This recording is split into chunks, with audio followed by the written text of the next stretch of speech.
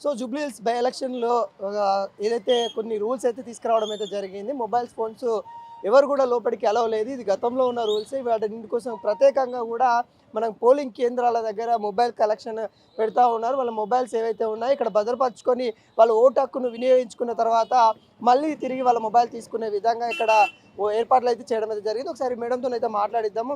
వాళ్ళకి ఎటువంటి ఆదేశాలు వచ్చినాయి పైనుండి, వాళ్ళు ఏం చేస్తా ఉన్నారో తెలుసుకునే ప్రయత్నం అయితే చేద్దాం. మేడం చెప్పండి మేడం. అంటే మొబైల్స్‌ని మీరు తీసుకొని ఎలా భద్రపరుస్తా ఉంటారు? మీకున్న గైడ్‌లైన్స్ ఏంటి? మాకైతే మొబైల్స్ కోసము స్పెషల్‌గా ఈ ఎలక్షన్ కోసము స్పెషల్‌గా ఈ టెంట్ అవి ఏసేసి ఇక్కడ ఒక కౌంటర్ ఇచ్చారు. ఈ కౌంటర్‌లో వాళ్ళు ఇక్కడ మొబైల్స్ ఇచ్చేసి వెళ్ళి మళ్ళీ ఓటేసి వచ్చినాక వాళ్ళ మొబైల్స్ తీసుకొని వెళ్ళొచ్చు.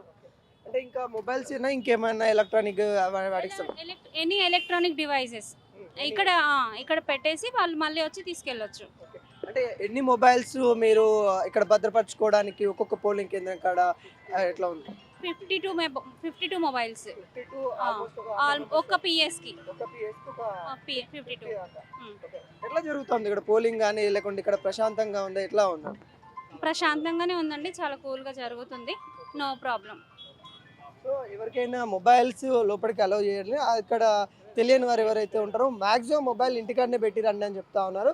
ఎవరైనా అత్యవసర పరిస్థితుల్లో మొబైల్‌ని తీసుకొని వచ్చినా కానీ వాటిని భద్రపరచుకోవడానికి ఇక్కడ ఏర్పాట్లు అయితే చేయడం అయితే జరిగింది. గతంలో మొబైల్స్‌ని ఎవరు తీసుకురావద్దని రూల్స్ ఉంటున్నాయి. కానీ ఇలాంటి ఏర్పాట్లు అయితే చేయలేదు. ఇప్పుడు మంచి ఏర్పాట్లు అని కూడా చెప్పుకోవచ్చు. ఎక్కడ కూడా ఇబ్బంది కలగకుండా ఒక ఓటరుకి ఎటువంటి సదుపాయాలు కావాలో అటువంటి సదుపాయాలతోని ఇక్కడ గవర్నమెంట్ అయితే ఏర్పాటు చేస్తూ ఉన్నట్టు కూడా కనబడతా ఉంది. ఇప్పటికే కొంతమంది ఓటర్లు పోలింగ్ కేంద్రాలకి చేరుకుంటున్న పరిస్థితి కనబడతా ఉంది. కొంత ఆలస్యమైనప్పటికీ కూడా ఓటర్లు ఓటేయడానికి వాళ్ళ యొక్క ఓటు హక్కును వినియోగించుకోవడానికి ముందుకొస్తున్న పరిస్థితి అయితే కనబడతా ఉంది. కొన్ని ప్రాంతాల్లో పోలింగ్ కేంద్రాలలో మాత్రము అక్కడక్కడ ఈవీఎంలు కొంత ఇబ్బంది పెడుతున్న పరిస్థితి కనబడుతుంది. వాటిని ఎప్పటికక్కడికి టెక్నికల్ సంబంధించిన వాళ్ళ అధికారులు కూడా పర్యవేక్షణ చేస్తున్నట్టు కూడా కనబడతా ఉంది. మొత్తానికి ఇక్కడ కొంతవరకు ఓటర్స్ మన జూబ్లీహిల్స్ మనం చూసుకున్నట్లయితే గతంలో 50% కంటే ఓటింగ్ పర్సంటేజ్ అయితే లేదు. ఇక్కడ మెరుగైన పర్సంటేజ్ చేయడానికి ఇక్కడ అధికారులు కూడా కృషి చేస్తున్నట్టు కూడా కనబడతా ఉంది. ఇక్కడ కూడా మనం చూస్తూ ఉన్నాము ఓటర్లు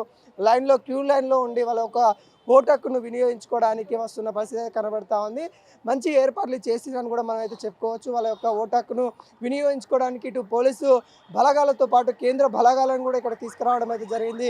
ఎక్కడ కూడా అవాంఛిత ఘటనలు జరగకుండా మనం ఇప్పటికే కొంతమంది రౌడీ షీటర్స్ ఎవరైతే ఉంటారో వాళ్ళందరినీ కూడా బహిష్కరించిన పరిస్థితి కనబడుతుంది. దాదాపుగా 230 మందిని కూడా జూబ్లీహిల్స్ నుండి చేయడం అయితే జరిగింది. మొత్తానికి ఇక్కడ ఎటువంటి అవాంఛిత ఘటనలు జరగకుండా చూడడానికి ఇక్కడ పోలీస్ అధికారులతో పాటు ఇటు ఎన్నికల కమిషన్స్ కూడా ఇక్కడ కృషి చేస్తున్నట్టు కూడా అయితే మనం అయితే చెప్పుకోవచ్చు.